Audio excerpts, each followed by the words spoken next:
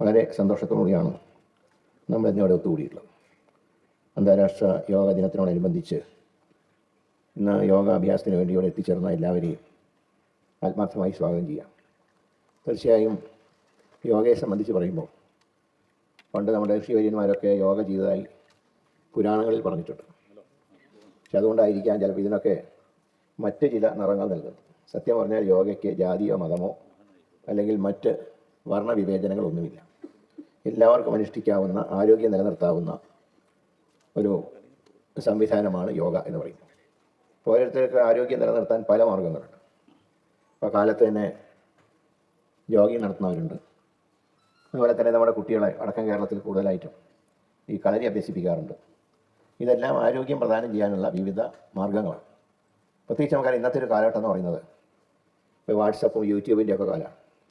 ഇപ്പോൾ വ്യായാമത്തിനല്ല പ്രാധാന്യം കൊടുക്കാറുള്ളത്, യൂട്യൂബ് നോക്കാനും അതുപോലെ തന്നെ സോഷ്യൽ മീഡിയ ഇങ്ങനെയൊക്കെയുള്ളൊരു കാലഘട്ടത്തിൽ ജീവിതശൈലി രോഗങ്ങളും മനുഷ്യന് അനാരോഗ്യമായ ചുറ്റുപാടുകളും നമ്മുടെ ആരോഗ്യത്തിനെയും ആയുസ്സിനെയും പുറകോട്ട് വരിക്കുന്നുണ്ട്.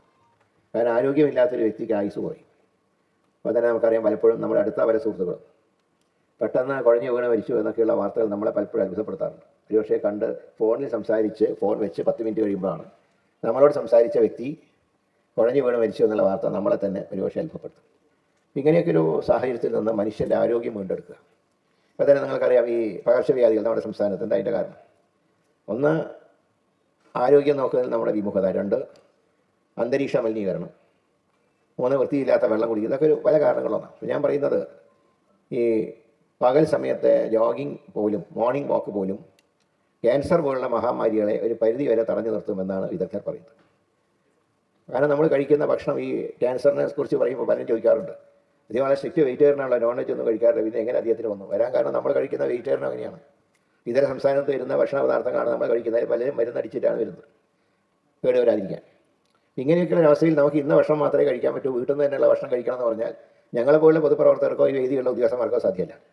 അപ്പോൾ അതിന് വ്യായാമത്തിലൂടെ അസുഖങ്ങളെ പ്രതിരോധിക്കുക, അതാണ് ഇതിൻ്റെ പ്രധാനപ്പെട്ട ഒരു കാര്യം എന്ന് പറയുന്നത്. അപ്പോൾ അവിടെ നമ്മളത് മറ്റുള്ളവരെ ഉപദേശിക്കുമ്പോൾ നമ്മൾ അക്കാര്യത്തിൽ നമ്മുടെ പ്രവൃത്തിയും അവരോട് അത് കാണിച്ചു കൊടുക്കണം മറ്റുള്ളവർക്ക്. അല്ലാതെ വെറുതെ പ്രസംഗം നടത്തിയാൽ പോരാ. എന്നോട് അധ്യക്ഷൻ ചോദിച്ചു, ഒന്ന് യോഗയിൽ പങ്കെടുക്കുന്നുണ്ടോ എന്ന് ചോദിച്ചു. ഞാൻ പറഞ്ഞു എൻ്റെ കാലത്തെ വ്യായാമം എന്ന് പറയുന്നത് ജോഗിങ്ങാണ്. അത് 1/2 മണിക്കൂർ കഴിഞ്ഞിട്ടാണ് ഞാനിവിടെ എത്തുന്നത്.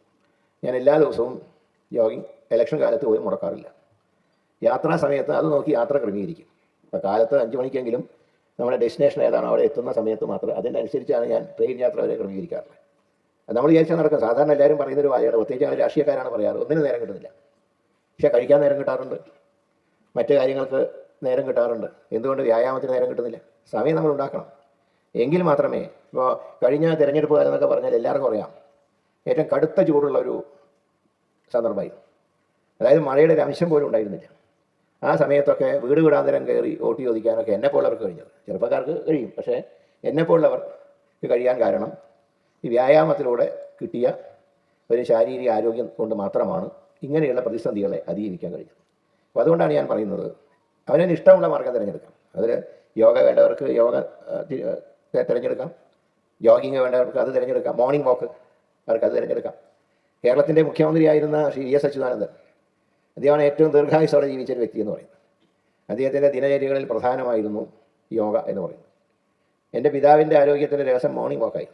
എൻ്റെയൊക്കെ കുട്ടിക്കാലത്ത് ഓർമ്മയുണ്ട്, തൃശ്ശൂർ ഞങ്ങളുടെ വീട്ടിൽ നിന്നും വന്ന് പുഴയ്ക്കൽ പാലം ചുറ്റും നെൽപ്പാടങ്ങളായിരുന്നു.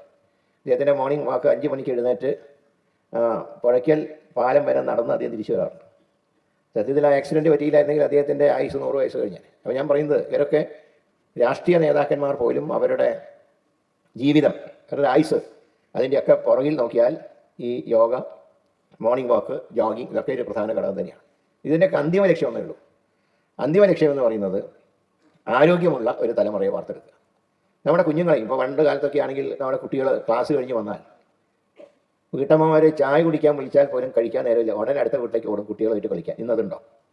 ഇന്ന് വന്നു കഴിഞ്ഞാൽ ഉടനെ യൂട്യൂബ് നോക്കും, അല്ലെങ്കിൽ TV കണ്ടുകൊണ്ടിരിക്കും, കാർട്ടൂൺ കാണും. ഇപ്പോൾ ജനിച്ച കുട്ടികൾ തന്നെ പിന്നെ ആദ്യം കാണുന്ന കാർട്ടൂണാണ്. സാധാരണ അമ്മമാരും മക്കൾക്ക് ഭക്ഷണം കൊടുക്കാനൊക്കെ തിരഞ്ഞെടുക്കുന്ന ഒന്നിലെ കാർട്ടൂൺ അല്ലെങ്കിൽ വാട്സപ്പിൽ കാണിച്ചു കൊടുക്കുക, ഇതൊക്കെയാണ് ഇപ്പോഴത്തെ ഒരു അവസ്ഥ. അതുകൊണ്ടാണ് ഈ യോഗ ദിനത്തിനുള്ളൊരു പ്രാധാന്യം. അത് പൊതുപ്രവർത്തകർ തന്നെ അവരുടെ ശൈലിയിലൂടെ അത് ജനങ്ങൾക്ക് ബോധ്യമാക്കി കൊടുക്കണം എന്ന് മാത്രമേ പറയുന്നുള്ളൂ. ഏതായാലും ഈ യോഗ ദിനത്തിൽ ഇത്രയും നന്നായി ഒരു പരിപാടി സംഘടിപ്പിച്ച സംഘാടകർ ആയുഷാണ് ഇതിൻ്റെ നേതൃത്വം നൽകുന്നത്. ഇപ്പോഴത്തെ കാലത്ത് വ്യത്യാസം കൊണ്ട് നിങ്ങൾ ശ്രദ്ധിച്ചു കാണില്ല. ഒരുപാട് ആരോഗ്യം പ്രദാനം ചെയ്യുന്നതിൽ ആയുഷ് വകുപ്പിനും അതിൻ്റേതായിട്ടുള്ള പങ്കുണ്ട്. അതുപോലെ തന്നെ പിന്നെ അലോപ്പതിക്ക് അതിൻ്റെ പങ്കുണ്ടല്ലോ. അലോപ്പതിയും വേണം, ആയുർവേദവും വേണം, പാരമ്പര്യ ചികിത്സ വേണം. ആയുഷും ആരോഗ്യവും ചേരുമ്പോഴേ ഒരു മനുഷ്യൻ ആരോഗ്യം ഉണ്ടാവും. ആ രീതിയിൽ മുന്നോട്ട് പോകാൻ നമുക്ക് കഴിയണം. അതിന് പിന്നെ വേറൊരു കാര്യമുള്ളത്, നമ്മൾ ഈ ഗാന്ധി ജയന്തി ദിനത്തിലും സ്വാതന്ത്ര്യ ദിനത്തിലും റിപ്പബ്ലിക് ദിനത്തിലും ഗാന്ധിജി ഓർക്കുന്ന പോലെ വർഷത്തിൽ 2-3 ദിവസം മാത്രം യോഗ ചെയ്താൽ പോരാ. ചെയ്യുകയാണെങ്കിൽ മര്യാദയ്ക്ക് എല്ലാ ദിവസവും ചെയ്യണം. അതിന് സമയം ഉണ്ടാവണം. ഇന്നിപ്പോൾ നിങ്ങളിവിടെ കൃത്യം 7 മണിക്ക് മുമ്പ് എല്ലാവരും ഇവിടെ ഹാജരായതുപോലെ നിങ്ങളുടെ വീടുകളിൽ ഇപ്പോൾ എനിക്ക് തോന്നുന്നത് യോഗ ചെയ്യാൻ എളുപ്പം സ്വന്തം വീട് തന്നെയാണ്.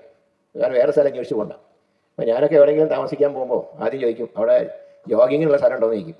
അതാണ് താമസിക്കാനുള്ളൊരു മെയിൻ വെന്യൂവായിട്ട് ഞാൻ തിരഞ്ഞെടുക്കുക. പക്ഷേ യോഗയ്ക്ക് അത്രയും ആവശ്യമില്ല. നിങ്ങൾ ഏതൊരു കൊച്ചു മുറിയിലാണെങ്കിൽ ആ കൊച്ചു മുറിയിൽ നിങ്ങൾക്ക് യോഗ ചെയ്യാൻ സാഹചര്യമുണ്ട്. മിനിമം അരമണിക്കൂറെങ്കിലും നമ്മൾ എല്ലാ ഇതിലും യോഗയാണെങ്കിലും ജോഗിങ് ആണെങ്കിലും മോർണിംഗ് വാക്ക് ആണെങ്കിലും അരമണിക്കൂർ മിനിമം ചെയ്യണം. അല്ലാതെ ആർക്കാനും വേണ്ടി യോഗാനിക്കുന്ന പോലെ 2 വലിയും വലിച്ചിട്ട് നിർത്തരുത്. അരമണിക്കൂറെങ്കിലും മിനിമം എല്ലാ ദിവസവും ചെയ്യുക എന്ന് മാത്രം സൂചിപ്പിച്ചുകൊണ്ട് ഈ വർഷത്തെ യോഗാ ദിന ആഘോഷ പരിപാടികൾ നിങ്ങളുടെ എല്ലാവരും അനുവാദത്തോടുകൂടെ ഉദ്ഘാടനം ചെയ്തതായി സന്തോഷം അറിയിക്കുന്നു. എല്ലാവർക്കും വിനീതമായിട്ട് നമസ്കാരം.